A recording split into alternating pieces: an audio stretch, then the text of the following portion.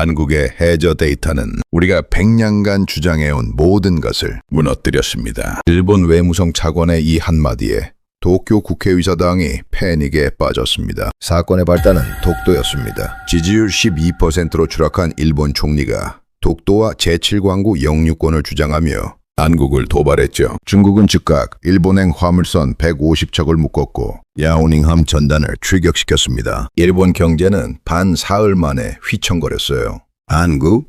저들이 뭘 할 수 있겠어? 조용히 숨어 있을 걸세. 일본 우익 의원은 비웃었습니다. 그런데 일주일 후 UN 회의장에서 한국은 10년간 준비한 해저 3D 스캔 데이터를 공개했습니다. 수심 2000m 아래 반박 불가능한 과학적 증거였죠. 더 충격적인 건 제7광구의 30년치 천연가스와 히토류가 매장되어 있다는 사실까지 밝혀진 겁니다. 한국은 어떻게 침묵으로 적을 제압하고 과학으로 세계를 설득했을까요? 지금부터 그 통쾌한 전말을 공개합니다. 본격적인 이야기 시작 전에 구독과 좋아요 부탁드립니다. 저는 독일 함부르크의 작은 아파트에서 커피를 마시고 있었습니다. 창밖으로는 겨울비가 내리고 있었죠.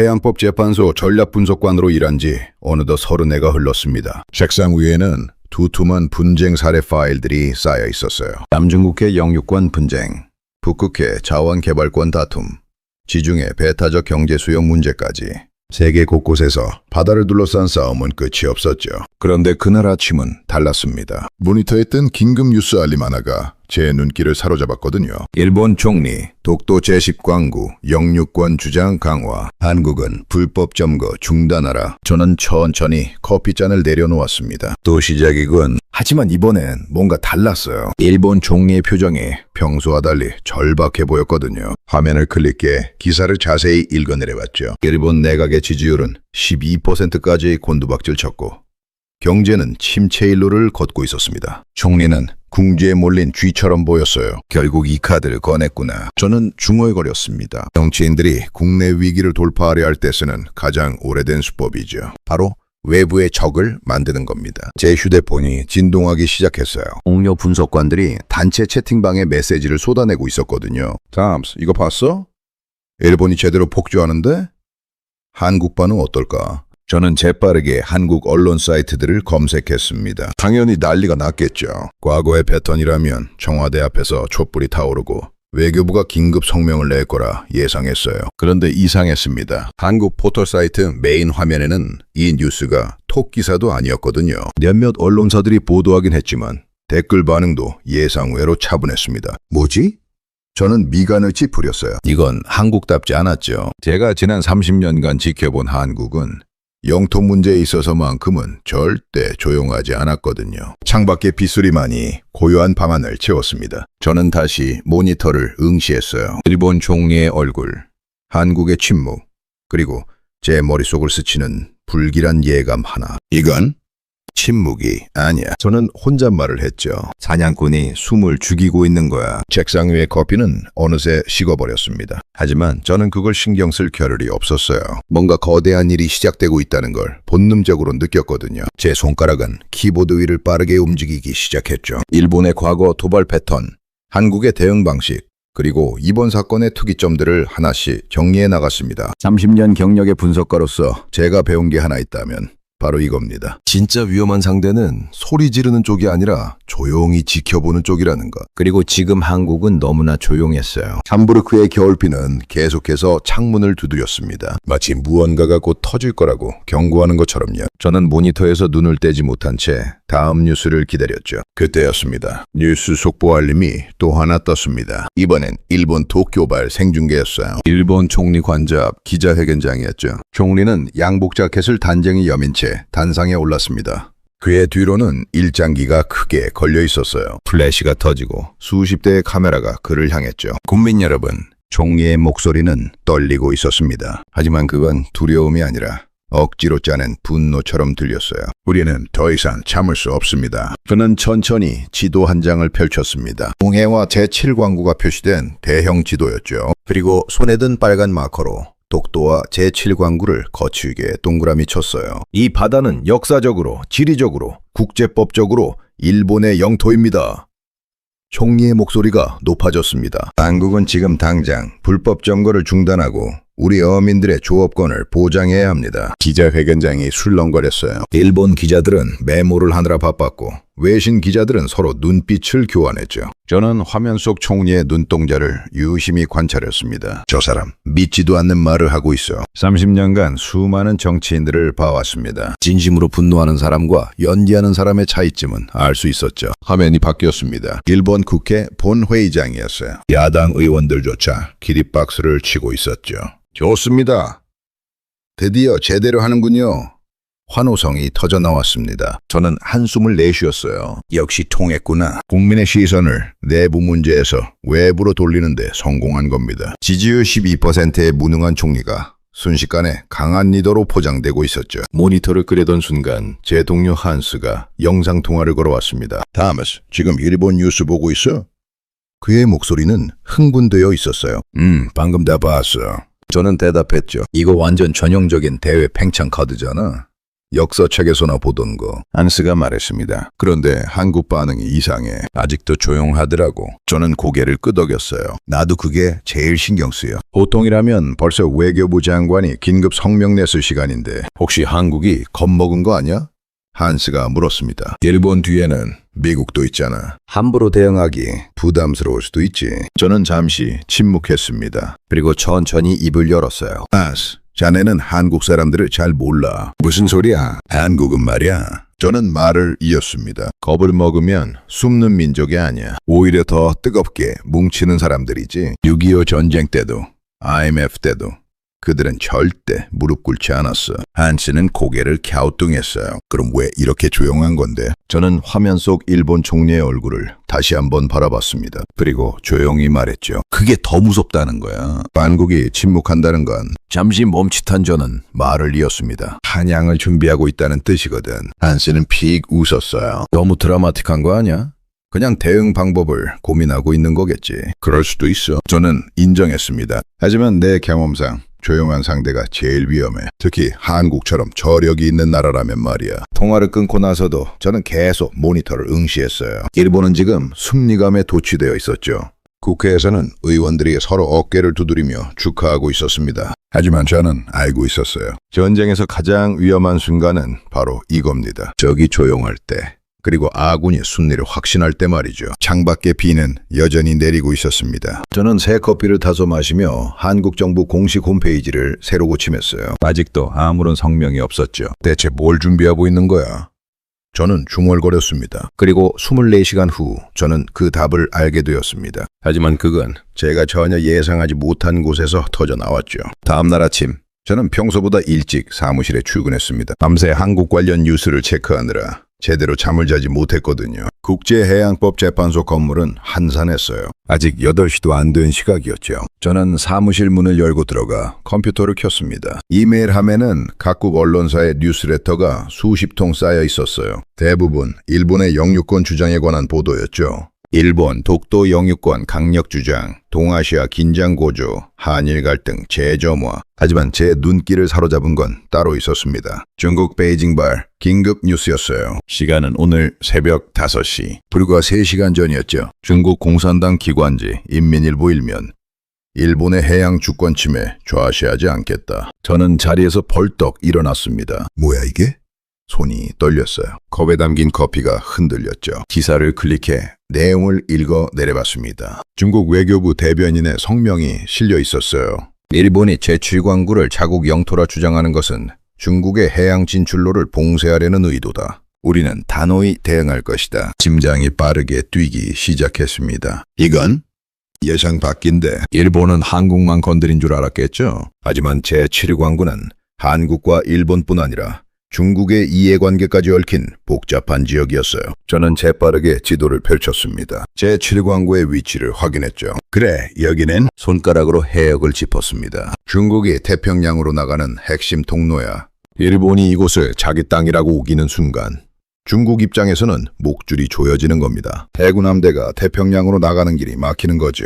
일본 놈들 완전히 실수했구나. 저는 중얼거렸어요. 한국 하나만 상대하면 될 줄 알았는데 거대한 용 한 마리를 건드려버린 겁니다. 휴대폰이 울렸습니다. 동료 분석관들의 단체 채팅방이 폭발하고 있었어요. 토마스, 중국이 움직였어. 이거 생각보다 훨씬 큰 사건이 될 것 같은데? 일본 완전히 꼬였네. 저는 재빠르게 답장을 쳤습니다. 다들 사무실로 와. 긴급 회의 소집할게. 이거 단순한 한일 갈등이 아니야. 컴퓨터 화면에는 계속해서 새로운 뉴스가 업데이트되고 있었어요. 중국 관영 CCTV에서 특집 방송을 내보내기 시작했죠. 군사 전문가들이 나와서 제7광구의 전략적 가치를 설명하고 있었습니다. 제7광구는 중국 해군에게 생명선입니다. 한 전문가가 말했어요. 일본이 이곳을 장악하면 우리는 제1도련선에 갇히게 됩니다. 저는 메모를 하기 시작했죠. 상황이 빠르게 전개되고 있었어요. 일본은 지금 무엇을 하고 있을까?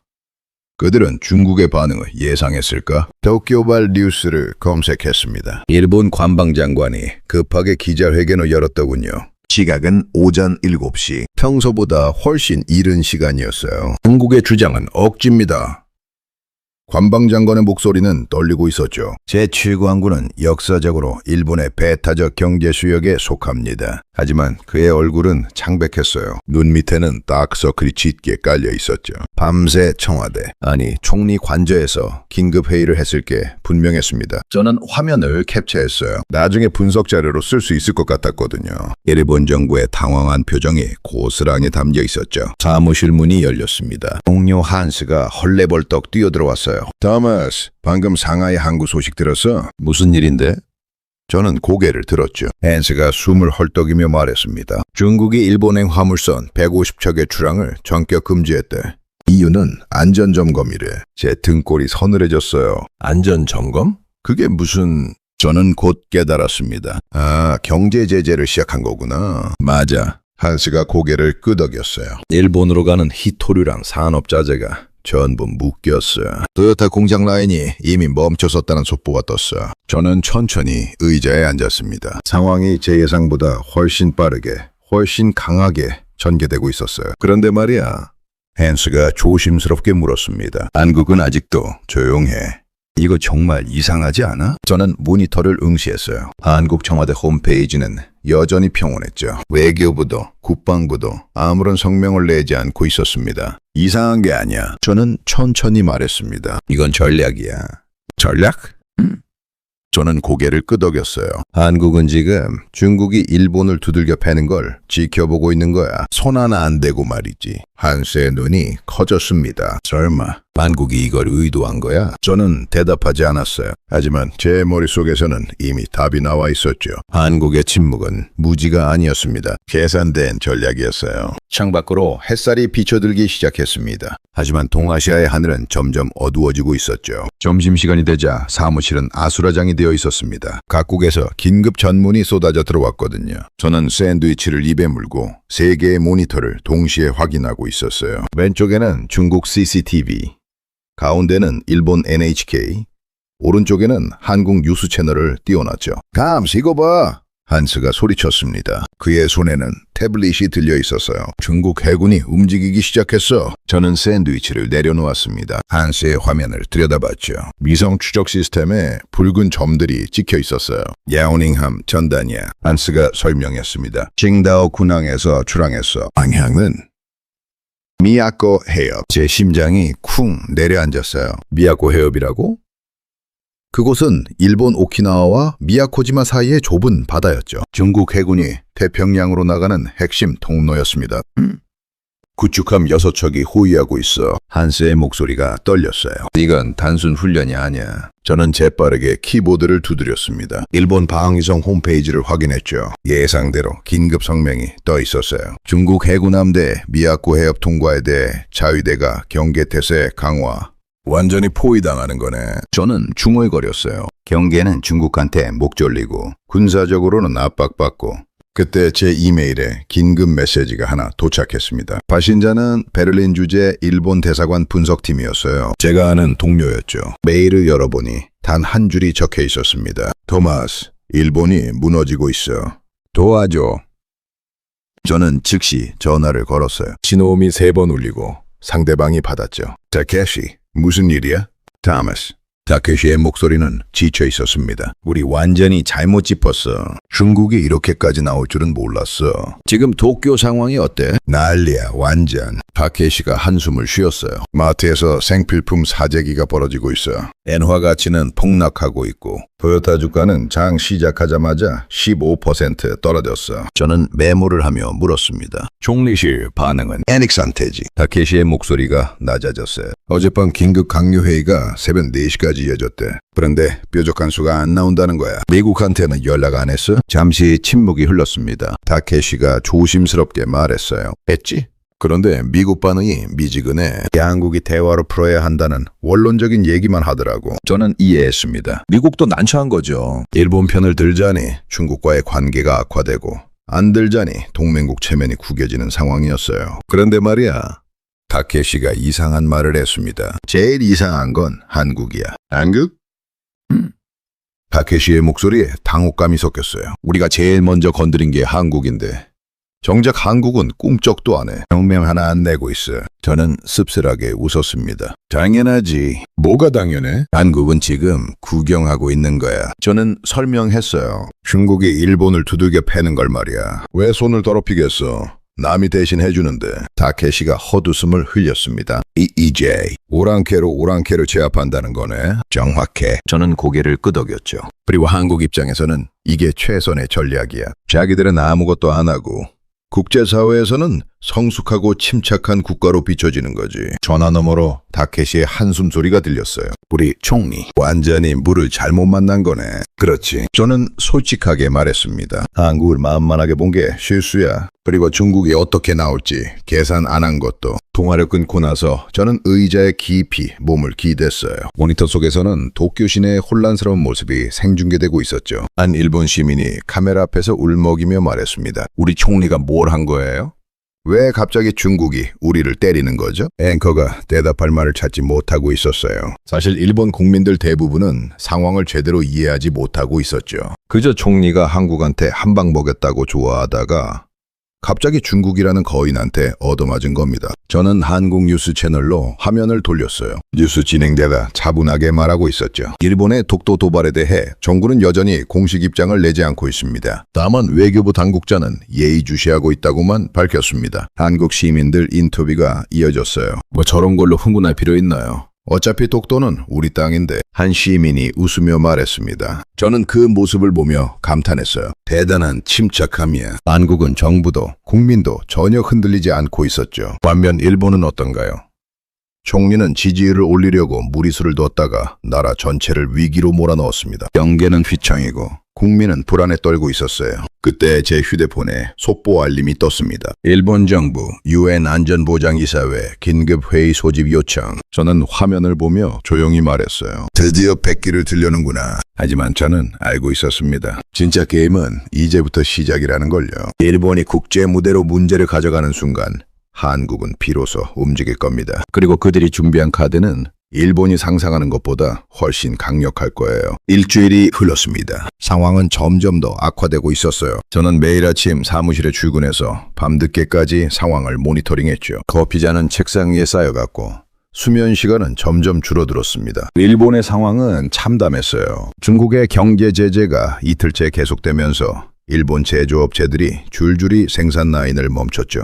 파나소닉, 소니, 혼다까지 일본 경제의 심장이 서서히 멈춰가고 있었습니다. 다머스, 이거 봐. 한스가 태블릿을 들고 다가왔어요. 일본 온라인 커뮤니티 번역본인데 저는 화면을 들여다봤습니다. 일본 시민들의 글이었죠. 총리 때문에 우리가 왜 이런 고생을 해야 하나요? 독도가 뭐가 중요하다고 나라 경제를 이 지경으로 만드나?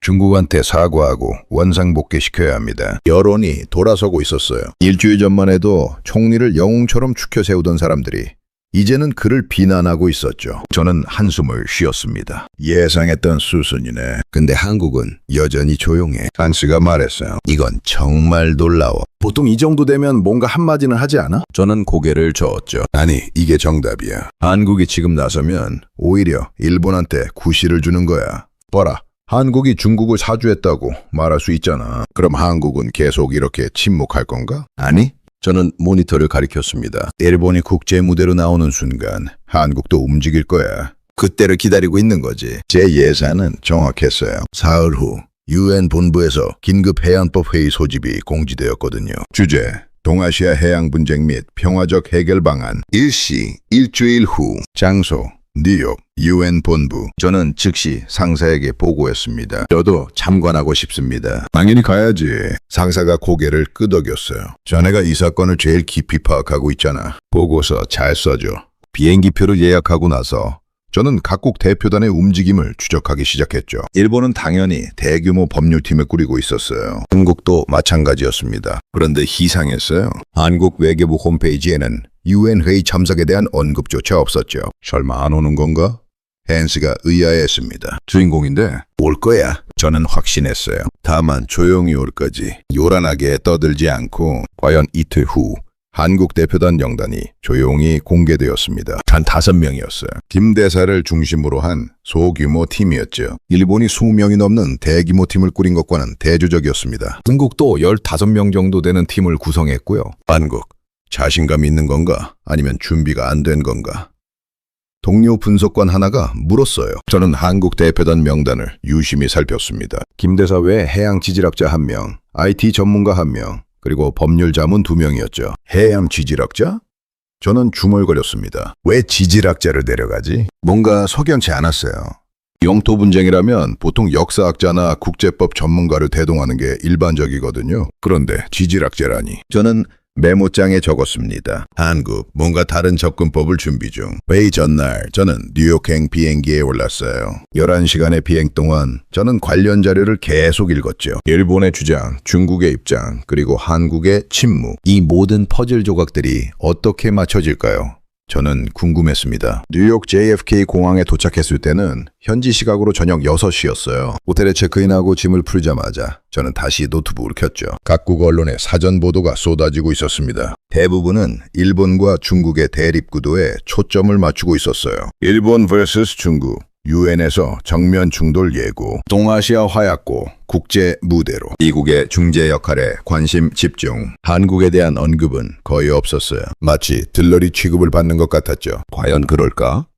저는 혼잣말을 했습니다. 한국이 정말 그냥 구경만 할까? 제 본능은 아니라고 말하고 있었어요. 일주일 넘게 침묵하던 한국이 이제 움직일 겁니다. 그리고 그들이 준비한 건 분명 특별한 무언가일 거예요. 창밖으로 뉴욕의 야경이 펼쳐졌습니다. 수많은 불빛들이 반짝이고 있었죠. 저는 커튼을 친 뒤 침대에 누웠어요. 내일이면 모든 게 밝혀질 겁니다. 한국이 왜 침묵했는지, 무엇을 준비했는지, 그리고 이 게임의 진짜 승자가 누가 될지. 저는 눈을 감았어요. 하지만 잠은 쉽게 오지 않았습니다. 가슴이 두근거렸거든요. 마치 역사적인 순간을 목격하기 직전 같은 느낌이었죠. 새벽 2시. 저는 다시 일어나 노트북을 켰습니다. 한국 시간으로는 오후 4시였죠. 혹시 새로운 소식이 있나 확인했어요. 그런데 한국 외교부 홈페이지에 짧은 공지 하나가 올라와 있었습니다. UN 해양법 회의 참석 관련 김 대사 일정 안내. 내용은 간단했어요. 대한민국 대표단은 예정대로 회의에 참석할 예정이며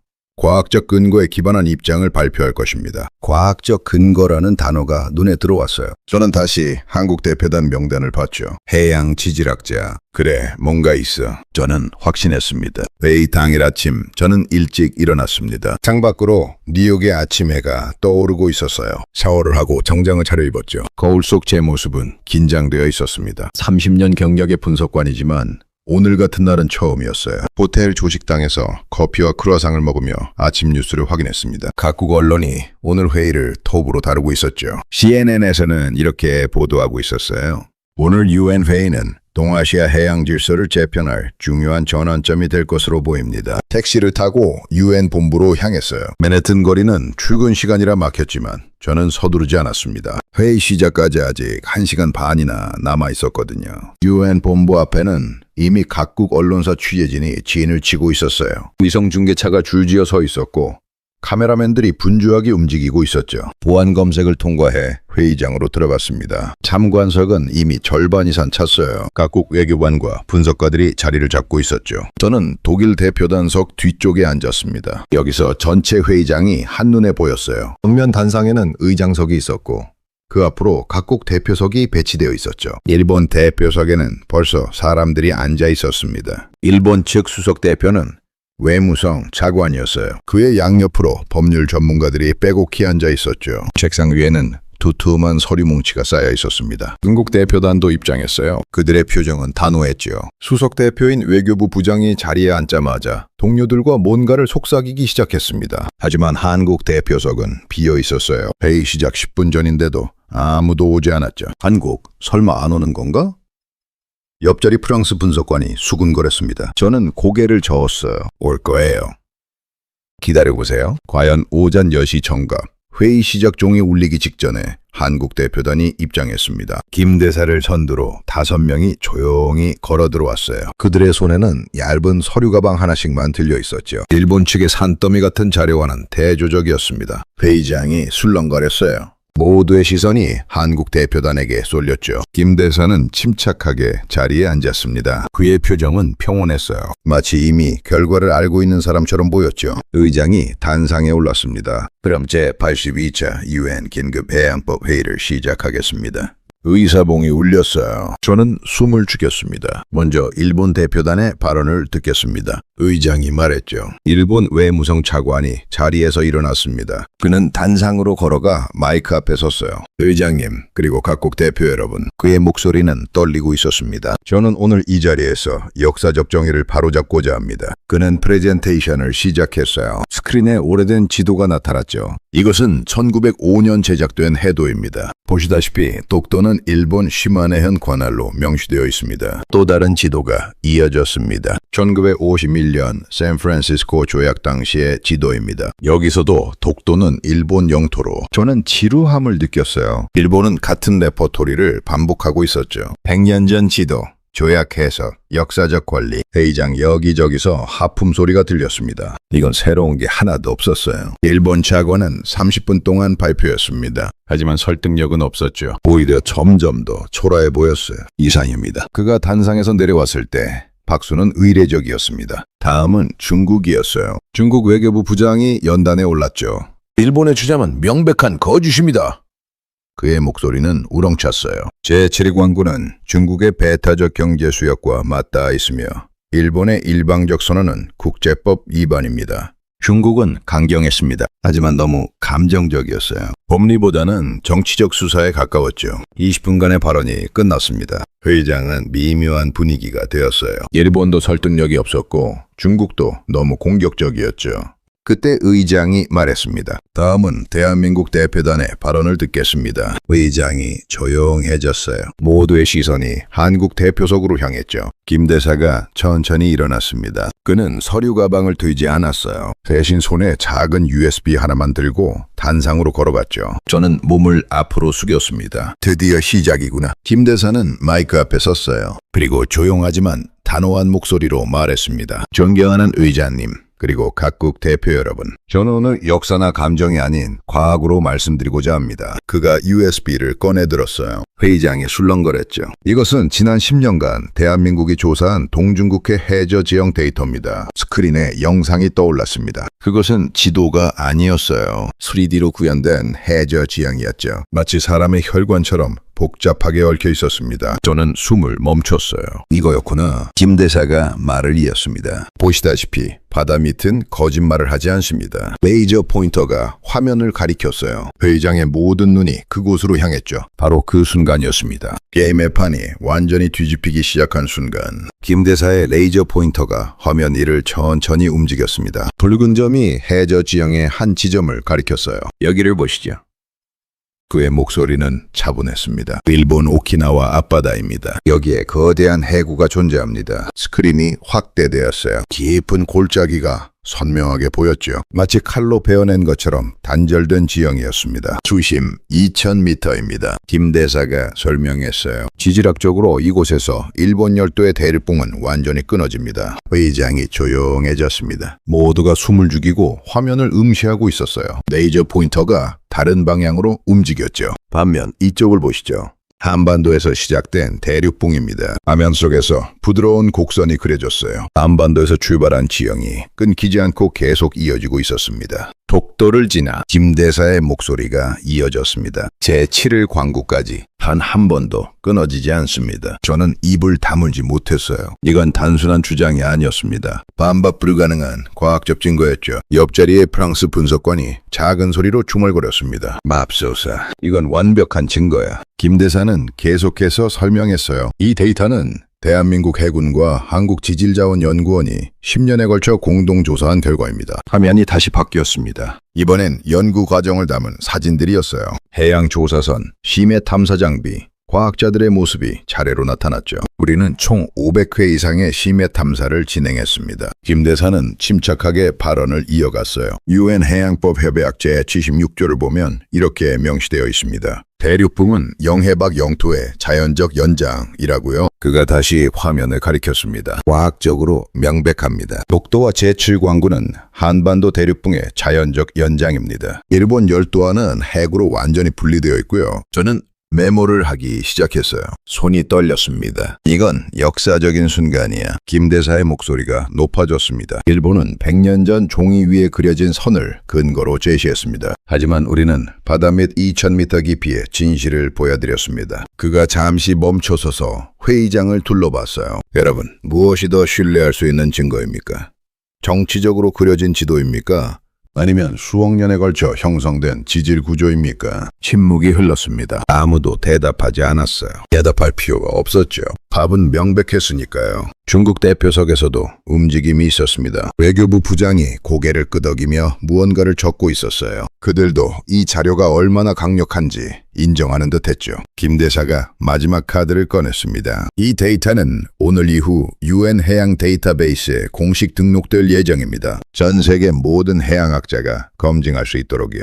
그는 USB를 들어 올렸어요. 투명성입니다. 우리는 숨길 게 없습니다. 왜냐하면 과학은 거짓말을 하지 않으니까요. 회의장에서 웅성거림이 시작되었습니다. 각국 대표들이 서로 눈빛을 교환하고 있었어요. 미국 대표가 동료에게 속삭였습니다. 얘가 완전히 게임 체인저인데? 영국 대표도 고개를 끄덕였죠. 일본이 반박할 수 있는 자료가 있을까? 저는 일본 대표석을 바라봤어요. 외무성 차관은 서류 뭉치를 뒤적이고 있었지만 그의 손은 떨리고 있었습니다. 그들에게는 100년 전 지도밖에 없었어요. 최첨단 과학 데이터 앞에서 낡은 종이는 아무런 힘이 없었죠. 김 대사가 단상에서 내려오려 할 때 일본 차관이 벌떡 일어났습니다. 잠깐만요. 회의장이 다시 조용해졌어요.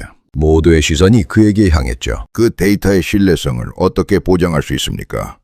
그가 따졌습니다. 한국이 조작했을 수도 있지 않습니까? 김 대사는 침착하게 돌아섰어요. 그의 입가에 희미한 미소가 떠올랐죠. 좋은 질문입니다. 그가 대답했어요. 그래서 우리는 제3국 연구기관의 교차 검증을 받았습니다. 화면이 다시 켜졌습니다. 이번엔 문서들이 나타났어요. 독일 킬 해양연구소, 김 대사가 읽어내려봤습니다. 미국 우주홀 해양연구소, 호주 해양과학원, 모두 우리 데이터를 검증했고 과학적으로 타당하다는 결론을 내렸습니다. 일본 차관의 얼굴이 더욱 창백해졌어요. 그는 할 말을 잃은 채 자리에 주저앉았습니다. 김 대사는 마지막으로 말했어요. 과학은 국적이 없습니다. 진실은 하나뿐이고요. 그 진실이 오늘 이 자리에서 밝혀졌습니다. 그가 자리로 돌아왔을 때 회의장에서 박수가 터져 나왔습니다. 처음에는 몇 명이었지만 곧 전체로 퍼져나갔죠. 저도 모르게 손뼉을 치고 있었어요. 30년 경력의 분석관으로서 이렇게 완벽한 프레젠테이션은 처음 봤습니다. 옆자리 프랑스 분석관이 제게 말했어요. 토마스, 자네 한국에 대해 뭐라고 했더라?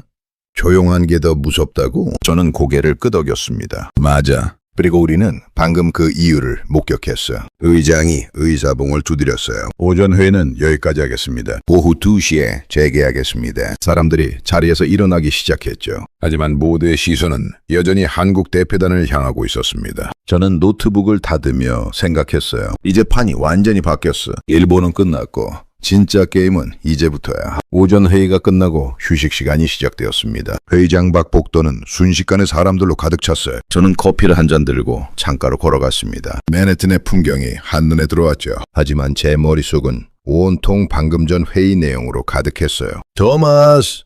뒤에서 익숙한 목소리가 들렸습니다. 돌아보니 한스였어요. 그도 서둘러 뉴욕으로 날아왔나 봅니다. 한스, 너도 왔구나. 저는 반갑게 인사했죠. 당연하지.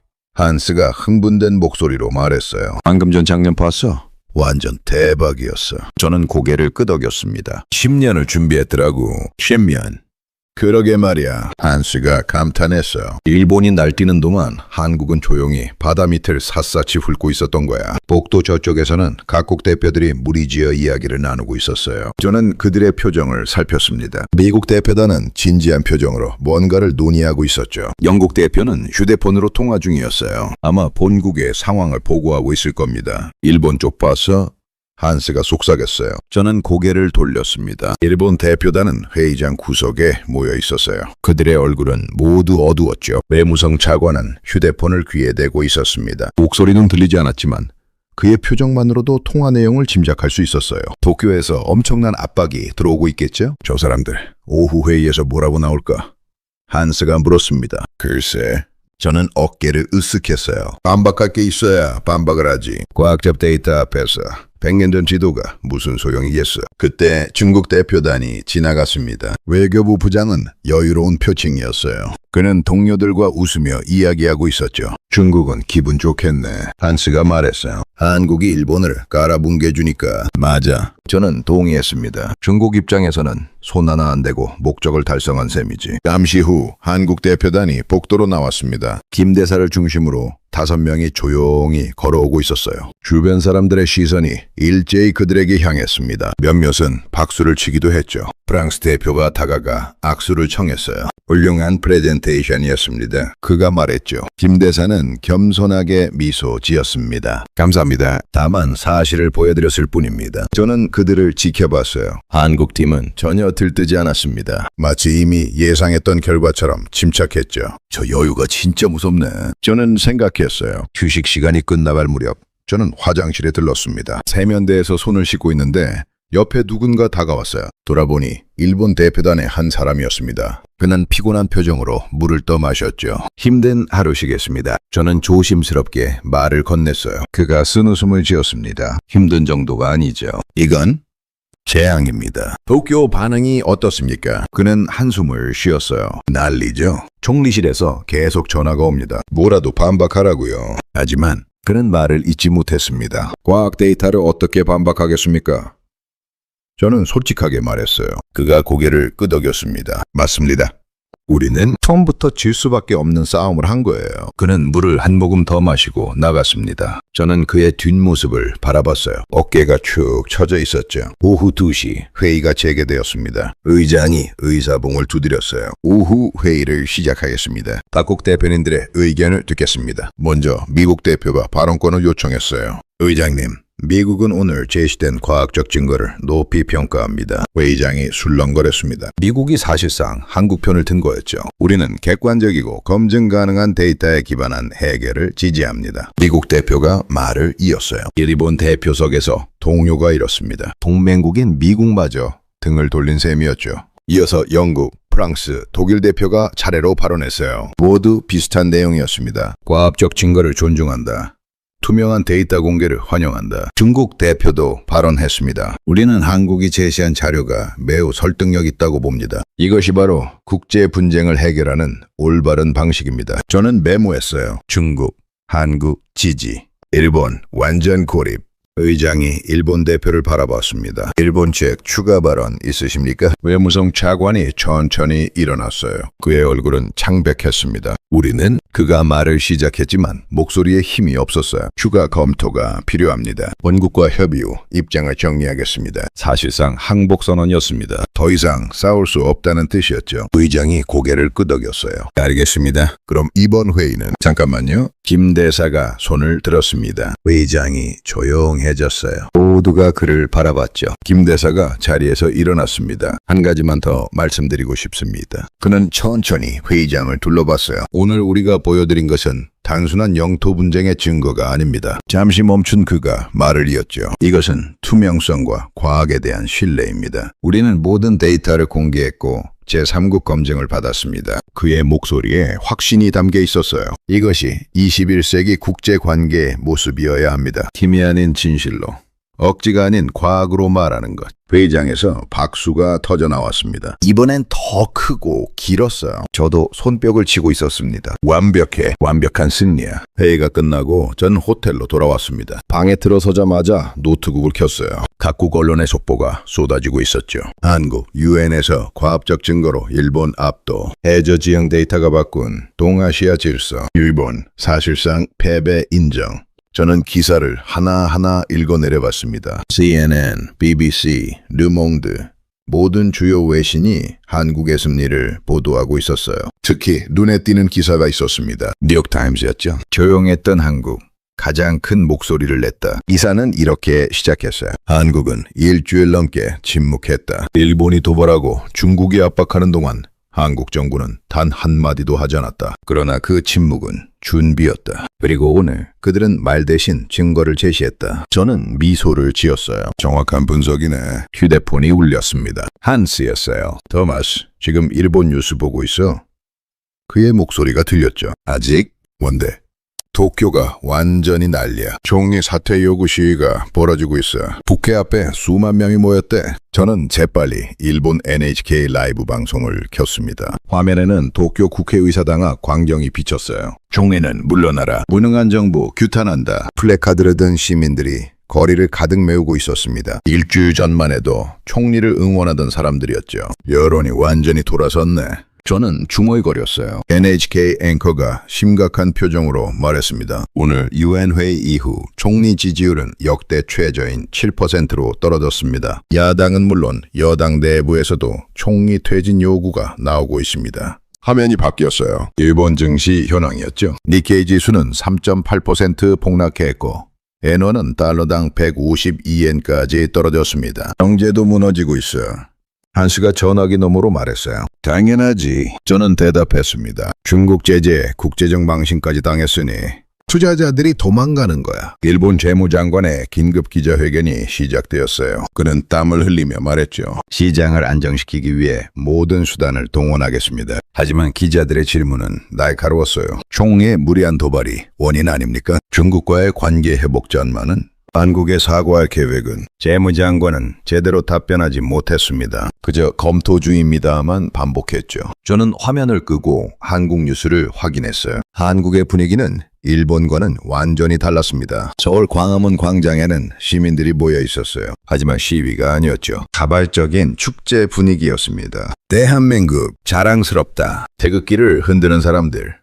응원 피켓을 든 시민들 모두가 환하게 웃고 있었어요. 한 시민이 인터뷰에 응했습니다. 정부가 조용히 있을 때 답답했는데 이유가 있었네요. 제대로 준비하고 있었던 거죠. 또 다른 시민이 말했어요. 과학으로 증명했다는 게 정말 자랑스러워요. 감정이 아니라 사실로 이긴 거잖아요. 저는 두 나라의 대조적인 모습을 보며 감탄했습니다. 일주일 전만 해도 상황은 정반대였죠. 일본은 승리를 자축하고 한국은 침묵하고 있었으니까요. 휴대폰이 다시 울렸어요. 이번엔 타케시였습니다. 베를린의 일본 대사관 직원이었죠. 토마스. 그의 목소리는 지쳐 있었어요. 타케시. 괜찮아? 괜찮을 리가. 그가 쓴웃음을 지었습니다. 우리 외무성은 지금 패닉 상태야. 총리실에서는 책임자를 찾고 있고 힘들겠네.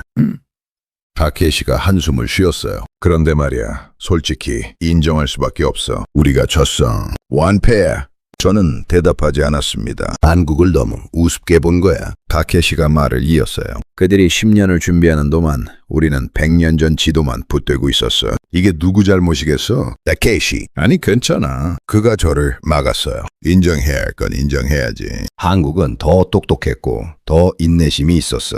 그리고 우리는 오만했지. 통화를 끝내고 저는 창밖을 바라봤습니다. 뉴욕의 밤하늘에는 별이 총총히 빛나고 있었어요. 노트북으로 돌아와 마지막 뉴스를 확인했습니다. 중국 관영 CCTV였죠. 중국은 한국의 과학적 접근을 높이 평가한다. 외교부 대변인이 말했습니다. 이번 사태로 일본의 패권주의적 야욕이 명확히 드러났다. 중국은 한국을 치켜세우면서 일본을 계속 압박하고 있었어요. 그들에게도 이번 사건은 기회였죠. 저는 분석 노트를 정리하기 시작했습니다. 오늘 회의의 의미를 기록해야 했어요. 한국의 전략적 승리, 침묵으로 시작해 과학으로 끝냈다. 일본은 정치적, 경제적, 외교적으로 완전히 고립. 중국은 실익을 챙겼고 한국은 국제적 위상을 높였다. 키보드를 두드리다 문득 생각이 들었어요. 이건 단순한 영토 분쟁의 승리가 아니야. 한국은 오늘 세계에 메시지를 보낸 겁니다. 우리는 더 이상 과거의 작은 나라가 아니다. 과학과 기술로 무장한 21세기의 선진국이다. 라고요. 그리고 그 메시지는 명확하게 전달되었습니다. 저는 노트를 닫으며 조용히 말했어요. 게임은 끝났어. 이제 남은 건 창밖의 별들이 반짝였습니다. 마치 다음 장면을 예고하듯이요. 다음 날 아침 저는 이른 시각에 일어났습니다. 시차 적응이 안 된 탓도 있었지만 무엇보다 긴장 때문이었어요. 일본이 이대로 물러날 리 없어. 저는 생각했죠. 커피를 마시며 뉴스를 확인했습니다. 예상대로 일본에서 움직임이 포착되었어요. 일본 자민당 긴급의원총회 소집, 총리, 위기 돌파 방안, 모색, 도쿄발 뉴스를 클릭했어요. 일본 국회의사당 내부 영상이었죠. 여당 의원들이 모여 격렬하게 논쟁하고 있었습니다. 이대로 손 놓고 있을 수는 없습니다. 미국에 더 강력하게 요청해야 합니다. 한국의 데이터를 재검증해야 합니다. 의원들의 목소리는 다급했어요. 하지만 현실적인 대안은 나오지 않고 있었죠. 총리는 단상에 서서 말했습니다. 우리는 포기하지 않을 것입니다. 이것은 일본의 주권이 걸린 문제입니다. 하지만 그의 목소리에는 힘이 없었어요. 카메라가 클로즈업한 그의 얼굴은 초췌했죠. 휴대폰이 울렸습니다. 한스였어요. 탐스, 큰일이야. 그의 목소리가 다급했습니다. 무슨 일인데? 일본이 미국한테 압박 넣고 있어. 반미일 동맹관계를 들먹이면서 한국을 설득해달라고 요청했대. 저는 미간을 찌푸렸어요. 미국이 응할까? 글쎄. 한스가 말했습니다. 백악관 NSC가 긴급회의 중이래. 일본 편을 들자니 과학적 증거를 무시하는 꼴이 되고 안 들자니 동맹관계가 흔들리는 거지. 미국도 난처하겠네. 그것뿐이 아니야. 한스가 말을 이었어요. 일본 우익단체들이 움직이기 시작했어요. 한국 대사관 앞에서 시위하고 온라인에서는 혐한 여론을 조성하고 있어. 저는 일본 우익 사이트를 검색했습니다. 예상대로 댓글란은 아수라장이었어요. 한국 데이터는 조작이다. 독도는 영원한 일본 땅. 굴복하지 말자. 과학적 증거 앞에서도 인정하지 않는 사람들이었죠. 아니, 인정할 수 없는 사람들이었습니다. 인정하는 순간 자신들의 신념체계가 무너지니까요. 저는 한숨을 쉬었어요. 역시 쉽게 끝나지 않겠네. 점심때쯤 새로운 소식이 들어왔습니다. 워싱턴발 뉴스였어요. 미국 국무부 한일 양국의 대화 촉구. 기사를 읽어보니 미국이 중재안을 제시했더군요. 한국과 일본이 공동 연구팀을 구성해 추가 조사를 하자는 내용이었죠. 교묘하네. 저는 중얼거렸습니다. 표면적으로는 공정해 보이는 제안이었어요. 하지만 속을 들여다보면 일본에게 시간을 벌어주는 거였죠. 그동안 일본은 여론을 뒤집고 반격할 기회를 노릴 수 있었습니다. 한국의 반응이 궁금했어요. 저는 한국 외교부 홈페이지를 확인했죠.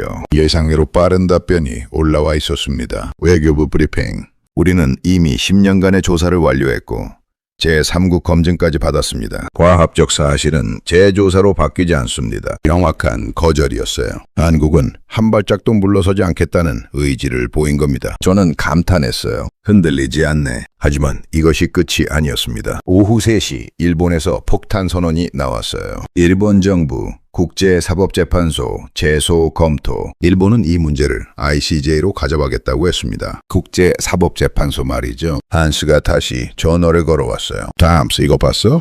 방금 봤어. ICJ로 가면 어떻게 될까?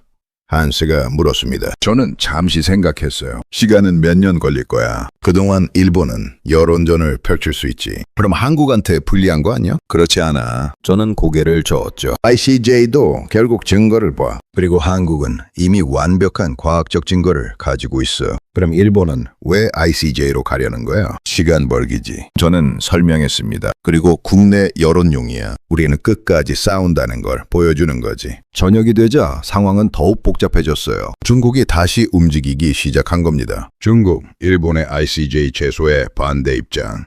중국 외교부 대변인이 성명을 냈어요.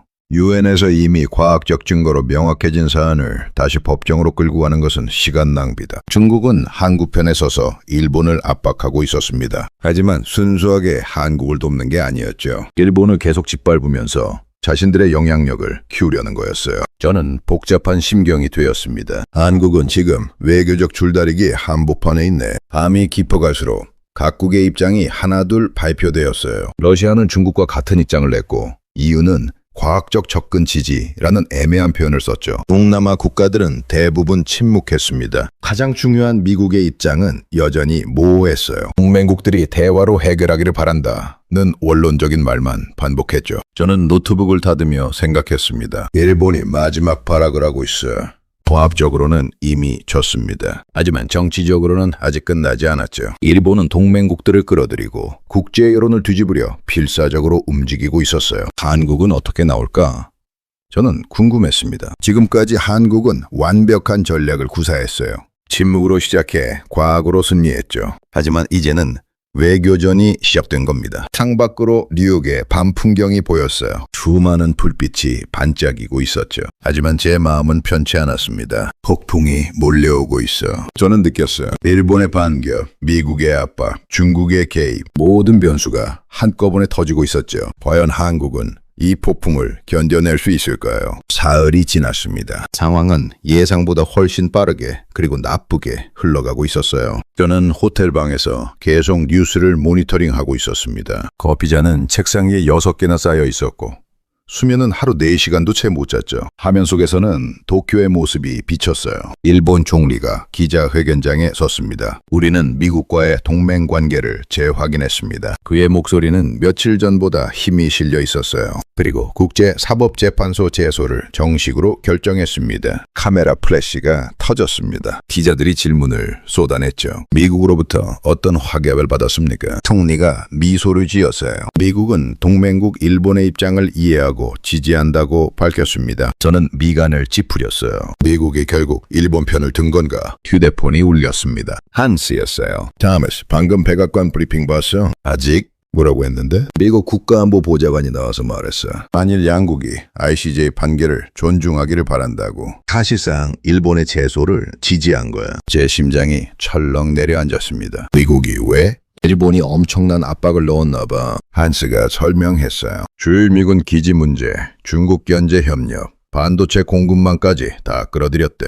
한국 반응은? 아직 공식 입장 없어. 외교부가 침묵하고 있어요. 저는 한국 언론을 검색했습니다. 댓글란이 폭발하고 있었어요. 미국이 배신했다. 동맹이 이런 거였어? 결국 힘에 놀리네. 여론이 흔들리기 시작했습니다. 과학적 승리를 거뒀지만 정치적으로 밀리는 모습이었죠. 더 나쁜 소식이 이어졌어요. 유럽에서도 변화가 감지되었습니다. EU, 한일 분쟁의 중립 입장 재확인. 겉으로는 중립이지만 속뜻은 달랐어요. UN 회의에서 한국을 지지했던 분위기가 사라진 겁니다. 미국이 일본 편을 들자 유럽도 한 발 뒤로 물러선 거였죠. 저는 답답함을 느꼈어요. 과학적 증거가 이렇게 명확한데.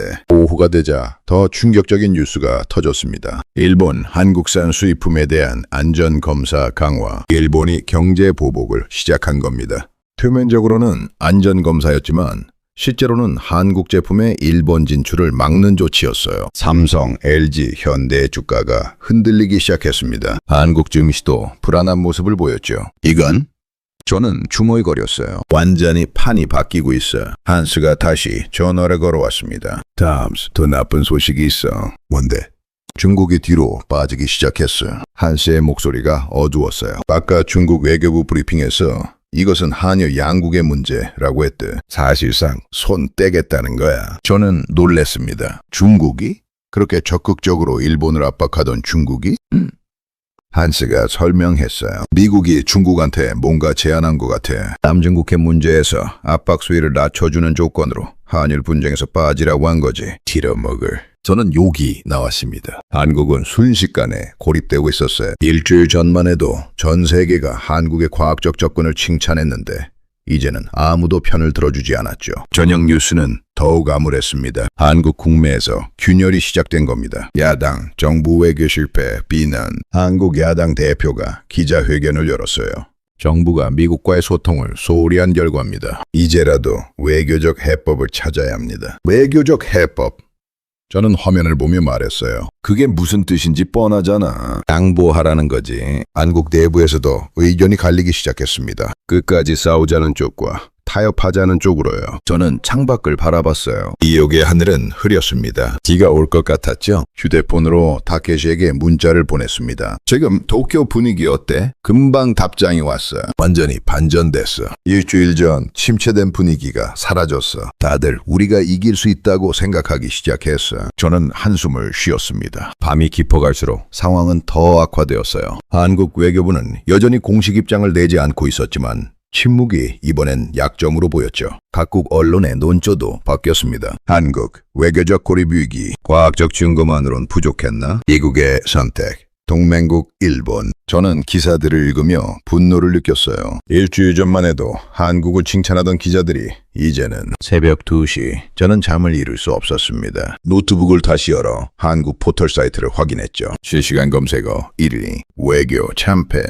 댓글들을 읽었어요. 과학으로 이기고 정치로 졌다. 미국 없이는 안 되는 게 현실이구나. 결국 힘이 정의인가. 한국 국민들의 실망감이 글 하나하나에 배어 있었습니다. 저는 노트북을 덮었어요. 가슴이 답답했죠. 이럴 수가. 저는 생각했습니다. 완벽한 증거를 가지고도 질 수 있다니. 창밖에 빗방울이 떨어지기 시작했습니다. 작은 소리였지만 이상하게 크게 들렸어요. 한국은 지금 최대 위기를 맞고 있었습니다. 과학으로는 이겼지만 외교적으로는 고립되었죠. 동맹국 미국마저 등을 돌렸고 중국도 손을 뗐어요. 이제 어떻게 되는 거지?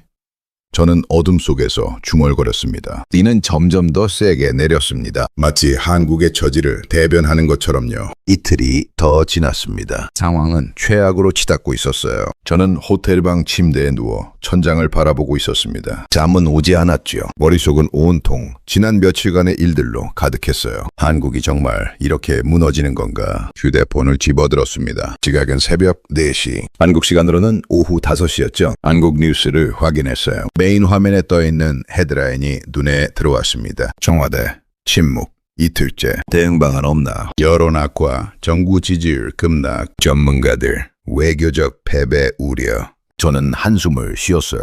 언론도 국민도 모두가 불안해하고 있었습니다. 댓글을 읽어내려봤죠. 정부는 뭐 하는 거야? 이러다 정말 지는 거 아니야? 유엔에서 그렇게 멋있게 이기더니 결국 이 꼴이네. 희망이 절망으로 바뀌고 있었어요. 일주일 전 환호하던 사람들이 이제는 비난하고 있었죠.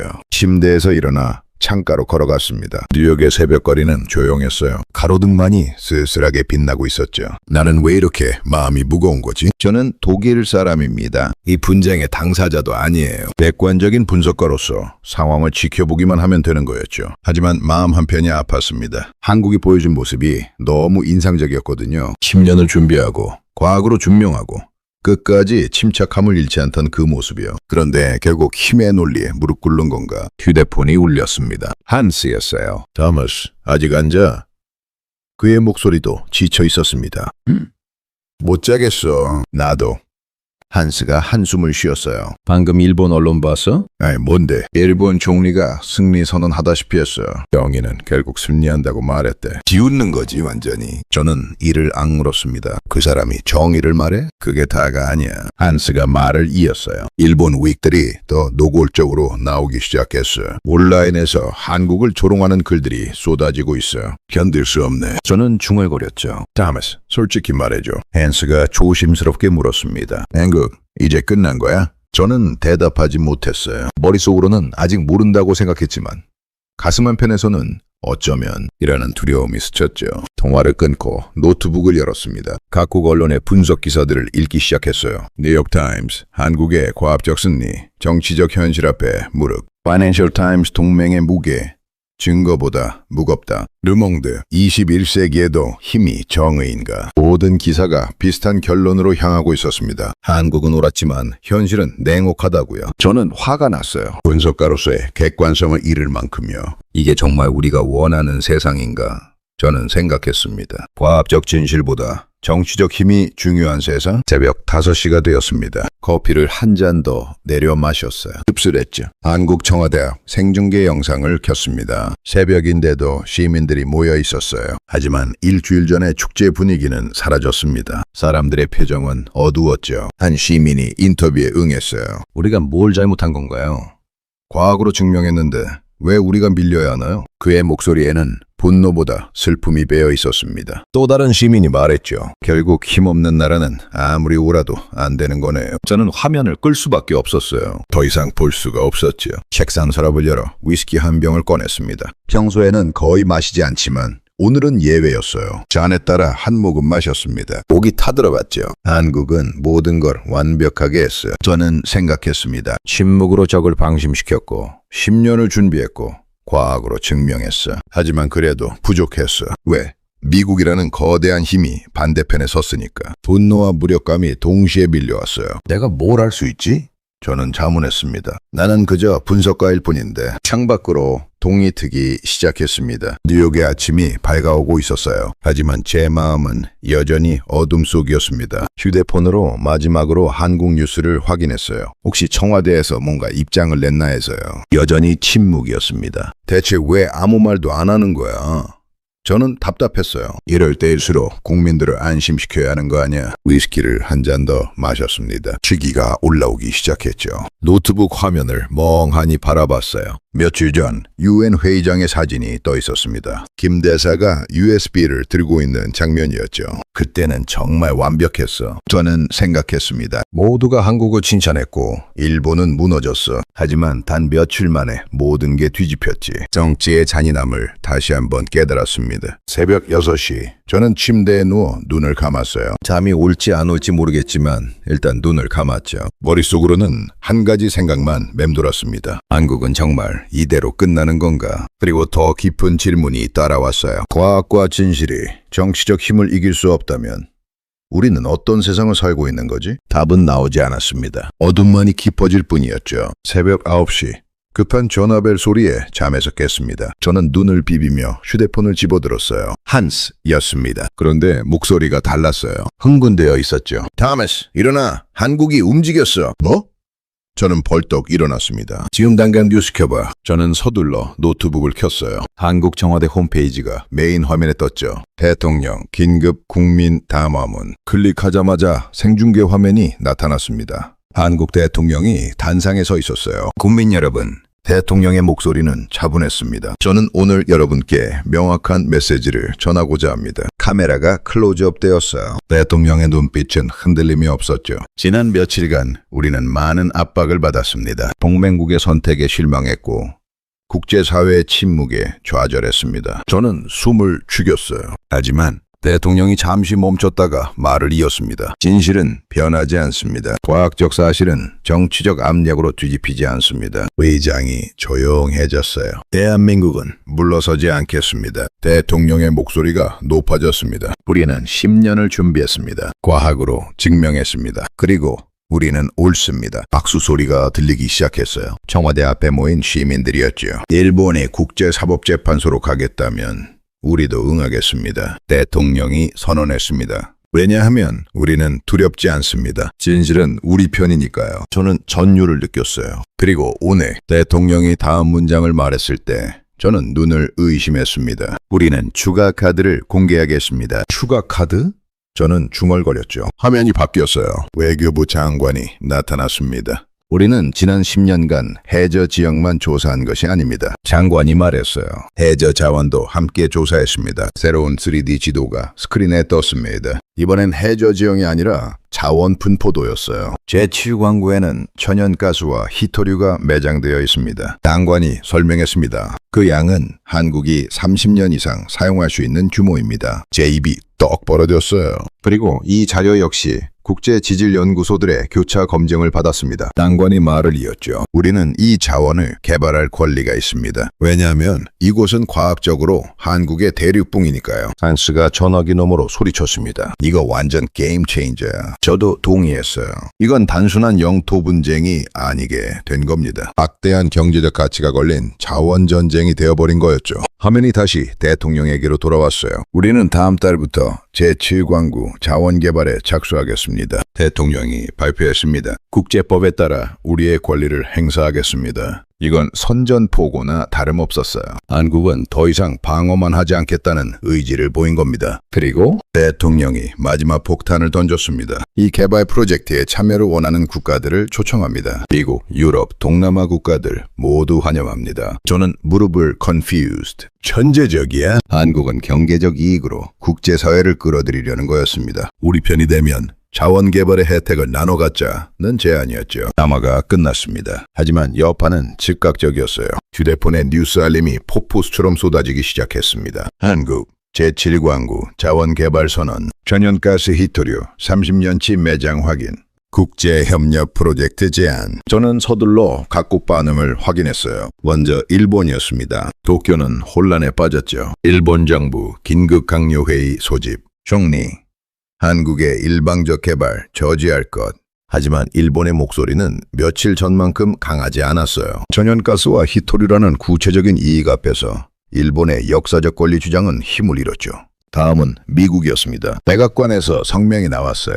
미국은 한국의 제안을 검토하고 있다. 검토하고 있다는 건 관심이 있다는 뜻이었습니다. 며칠 전까지 일본 편을 들던 미국이 태도를 바꾸기 시작한 거였죠. 유럽도 비슷했어요. EU, 한국 자원 개발 프로젝트에 관심 표명. 독일 경제장관, 에너지 안보 차원에서 긍정적. 제5국, 독일마저 한국 편으로 돌아서고 있었습니다. 가장 극적인 건 중국이었어요. 중국, 한국 제안 즉각 환영 의사. 한국은 발빠르게 움직였죠. 외교부 대변인이 나와서 말했습니다. 우리는 한국의 합리적이고 개방적인 접근을 지지한다. 중국도 히토류가 필요했거든요. 한국의 프로젝트에 참여하면 일본을 견제하면서 자원도 확보할 수 있었죠. 저는 감탄했어요. 완벽한 역전이야. 한씨가 전화기 너머로 웃었습니다. 며칠 전까지 한국이 끝났다고 생각했는데 말이지. 나도 그랬어. 저는 인정했습니다. 하지만 한국은 숨겨둔 카드가 있었어. 그것뿐이 아니야. 한씨가 말했어요. 한국은 게임의 규칙을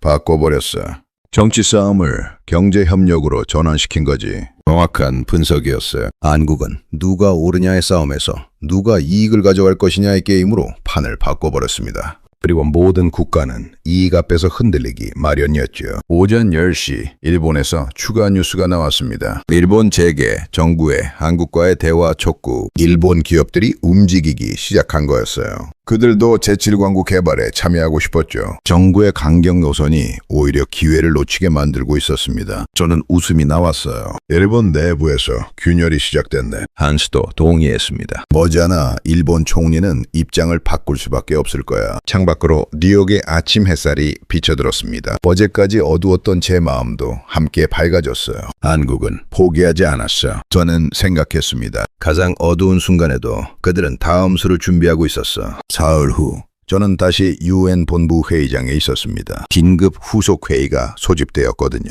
이번엔 분위기가 완전히 달랐어요. 회의장은 각국 대표들로 북적였고 언론사 취재진도 2배로 늘어 있었죠. 저는 참관석에 앉아 회의장을 둘러봤습니다. 일본 대표석에는 지난번과 다른 사람들이 앉아 있었어요. 외무성 차관이 아닌 경제산업성 장관이었죠. 일본도 전략을 바꿨구나. 저는 생각했습니다. 한국 대표석에는 김 대사와 함께 에너지부 장관이 함께 앉아 있었어요. 그들의 표정은 자신감으로 가득했죠. 의장이 의사봉을 두드렸습니다. 후속 회의를 시작하겠습니다. 먼저 한국 에너지부 장관이 발언권을 요청했어요. 존경하는 의장님, 그리고 각국 대표 여러분, 장관이 자리에서 일어났습니다. 대한민국은 오늘 제7광구 국제공동개발 계획을 상세히 설명드리고자 합니다. 스크린에 프레젠테이션이 떴어요. 개발 일정, 투자 규모, 예상 수익, 참여국 배분 방식까지 모든 게 구체적으로 정리되어 있었죠. 총 개발 비용은 120억 달러로 예상됩니다. 장관이 설명했어요. 참여국들은 투자 비율에 따라 자원 채굴권을 배분받게 됩니다. 회의장이 술렁거렸습니다. 각국 대표들이 서로 눈빛을 교환하고 있었어요. 이미 6개국이 참여 의사를 밝혔습니다. 장관이 말을 이었죠. 미국,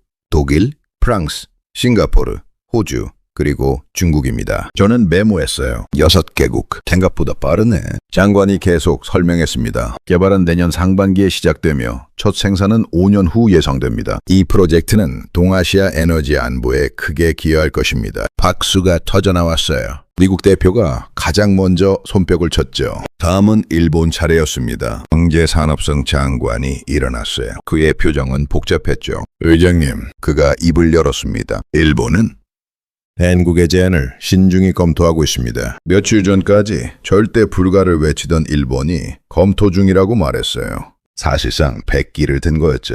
우리는 ICJ 제소를 일단 보류하기로 했습니다. 그가 계속 말했어요. 대신 한국과의 대화를 재개하기를 원합니다. 회의장에서 웅성거림이 일었습니다. 일본이 항복한 거나 다름없었죠. 특히 일본 장관이 말을 이었습니다. 제15광구 공동개발에 일본도 참여할 수 있는지 논의하고 싶습니다. 저는 놀랬어요. 일본이 자기네 땅이라고 우기던 곳의 개발 프로젝트에 참여시켜달라고 요청한 겁니다. 김 대사가 자리에서 일어났습니다. 그의 입가에 미소가 번졌어요. 일본의 참여도 환영합니다. 김 대사가 말했습니다. 하나의 전제 조건이 있습니다. 의장이 조용해졌어요. 일본은 독도와 제7광구가 한국의 대륙봉에 속한다는 과학적 사실을 인정해야 합니다. 김 대사의 목소리는 단호했어요. 그것이 협력의 출발점입니다. 일본 대표석에서 당황한 기색이 역력했죠. 서로 속삭이기 시작했습니다. 잠시 후 일본 장관이 다시 일어났어요. 우리는 추가 논의가 필요합니다. 원국과 협의 후 답변 드리겠습니다. 사실상 시간을 달라는 거였죠. 하지만 모두가 알고 있었어요. 일본은 결국 인정할 수밖에 없다는 걸요. 다음 발언자는 미국이었습니다. 미국 국무부 차관이 일어났어요. 미국은 한국의 개방적이고 협력적인 접근을 높이 평가합니다. 그가 말했습니다. 우리는 이 프로젝트에 적극 참여할 것이며 한국의 과학적 증거를 존중합니다. 며칠 전까지 일본 편을 들던 미국이 완전히 입장을 바꾼 거였어요. 경제적 이익 앞에서 동맹의 의리도 무색해졌죠. 유럽 국가들도 차례로 발언했습니다. 모두 비슷한 내용이었어요. 한국의 리더십을 지지한다. 프로젝트 참여를 원한다. 과학적 접근을 존중한다. 중국 대표도 발언했습니다. 이것이 바로 21세기 국제협력의 모델입니다. 전쟁을 협력으로 전환시킨 한국의 지혜에 박수를 보냅니다. 회의장 전체에서 박수가 터져나왔어요. 저도 손뼉을 치고 있었죠. 의장이 의사봉을 두드렸습니다. 그럼 이번 사안에 대한 결의안을 표결하겠습니다. 스크린에 결의안 내용이 떴어요. 제7광구는 과학적 증거에 따라 한국의 대륙봉으로 인정한다. 한국 주도의 국제 공동 개발 프로젝트를 지지한다. 참여국들은 한국의 주권을 존중한다. 찬성하시는 분? 의장이 물었습니다. 손이 일제히 올라갔어요. 미국, 유럽, 중국, 동남아, 아프리카까지 압도적 다수였죠. 반대하시는 분? 단 한 손만 올라갔습니다. 일본이었어요. 하지만 그들도 힘없이 손을 내렸죠. 기권하시는 분? 일본이 손을 들었습니다. 반대할 수도 없고 찬성할 수도 없는 상황이었죠. 결의안이 통과되었습니다. 의장이 선언했어요. 의사봉이 울렸습니다. 그 소리와 함께 한국의 완전한 승리가 확정되었죠. 회의장에서 환호성이 터져나왔습니다. 한국 대표단이 서로 악수를 나누고 있었어요. 김 대사의 눈가가 촉촉해 보였죠. 저는 노트에 접었습니다. 2025년 11월 동아시아 해양 질서가 바뀐 날, 회의가 끝나고 복도로 나왔을 때 각국 대표들이 한국 대표단을 축하하고 있었어요. 미국 차관이 김 대사에게 말했습니다. 훌륭한 전략이었습니다. 정치를 경제로 바꾸신 건 천재적이었어요. 김 대사는 겸손하게 미소 지었습니다. 우리는 그저 옳은 일을 했을 뿐입니다. 저는 그들을 바라보며 생각했어요. 그래, 한국은 옳은 일을 했어. 그리고 끝까지 포기하지 않았어. 복도 한쪽에서는 일본 대표들이 침통한 표정으로 서 있었어요. 그들은 완전히 패배했죠. 정치적으로도 경제적으로도 외교적으로도요. 저는 그들에게서 시선을 돌렸습니다. 승자와 패자가 명확해진 순간이었어요. 일주일 후 저는 함부르크의 제 아파트로 돌아왔습니다. 긴 여정이었죠. 짐을 풀고 창가에 앉았어요. 익숙한 풍경이 눈에 들어왔습니다. 하지만 제 시선은 어딘가 먼 곳을 향하고 있었죠. 노트북을 열어 마지막 보고서를 작성하기 시작했습니다. 국제해양법 재판소에 제출할 분석 보고서였어요. 제목 제7광구 분쟁.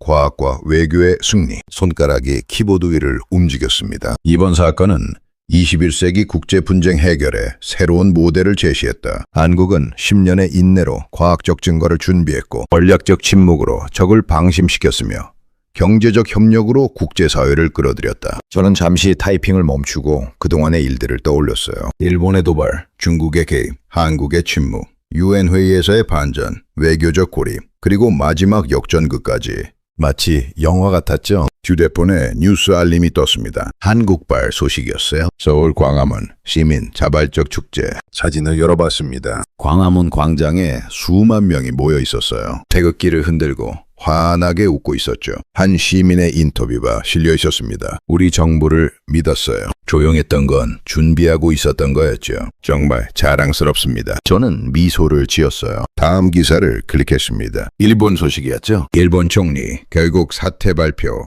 지지율 5%로 떨어진 총리는 더 이상 버틸 수 없었던 거예요.